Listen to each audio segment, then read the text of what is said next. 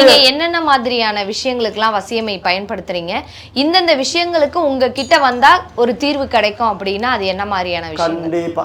இப்போ சில பேருக்கு பையன் இருப்பாங்க, அவன் நல்லா படிச்சிருக்கிறான், தப்பான தொடர்பு, தப்பான பழக்கம், தப்பான பழக்கம், நிறைய போதை பழக்கங்கள்லாம் பண்ணுவான். அவனை பேச்சை கேட்கறதில்ல, அவன் அப்பா கேட்டாலும் அடித்து போடுவான். அந்த மாதிரிலாம் இருக்கும். அவன் சில பேர் வந்து என்ன தம்பி இப்படி எல்லாம் தப்பு பண்ணுற தட்டி கேட்கும் போல குத்தி வச்சு குத்தினால கூட இருக்கிறாங்க, கத்தி வச்சு குத்தினால கூட இருக்கிறாங்க.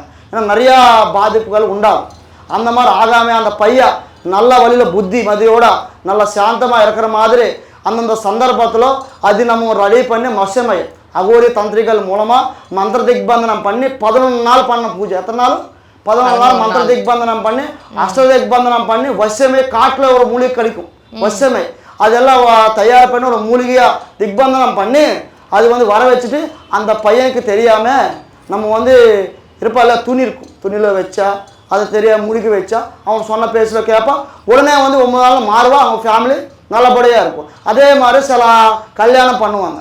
கல்யாணம் பண்ணாலும் கூட பையன் வந்து பொண்டாட்டி கூட சம்சாரம் பண்ண மாட்டான், சம்சாரம் போன மாதிரி குடும்பம் நடத்த மாட்டான், பொண்டாட்டி கூட குடும்பம் நடத்த மாட்டோம். சில வீட்டில் பார்த்தீங்கன்னா இந்த மாதிரி சண்டை சத்திரம் இல்லாத அவ்வளோ நல்லபடியாக அவங்க 2 பேர் ஒத்துமையாக இருக்கிற மாதிரி அந்த மாதிரி மைகள் எல்லாம் இருக்கும். இன்னொன்று வசீகரண மை வந்து நிறைய விதமாக யூஸ் பண்ணிக்கலாம், நிறைய வகையாக யூஸ் பண்ணலாம்.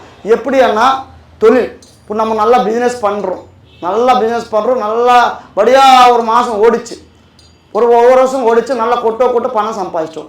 நமக்கு மறுபடியும் திடீர்னு லாஸ் ஆயிடுச்சு, எதுக்கான்னு தெரியல. பழைய கஸ்டமர் நமக்கு வர கஸ்டமர் அடுத்தவங்கக்கிட்ட எல்லாம் போவாங்க.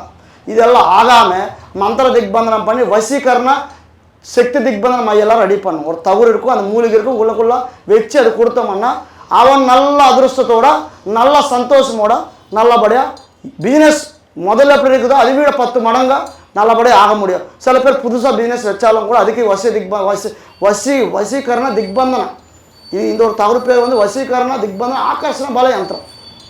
அந்த யந்திரம் கொடுத்தோம்னா தொழிலானாலும் பிஸ்னஸ் ஆனாலும் நல்லா ஆகும். சில சினிமா நடிகர்கள் இருப்பாங்க, நல்லா போயிட்டு இருங்க சில பேருக்கு, எனக்கெல்லாம் இருக்கிறாங்க நடிகர்கள். ஆனால் அந்த டயத்தில் என்ன ஆகும்னா நிறைய ஆப்பர்ச்சுனிட்டி வராமல் போகும். இப்போ நீங்களே இருக்கிறீங்க, நீங்கள் ஹீரோயின் ஆகிருந்தால் இப்போ நம்மக்கிட்டே இருப்பீங்க, அங்கே போய் பண்ணியிருப்பீங்க, உண்மை இல்லைங்களா?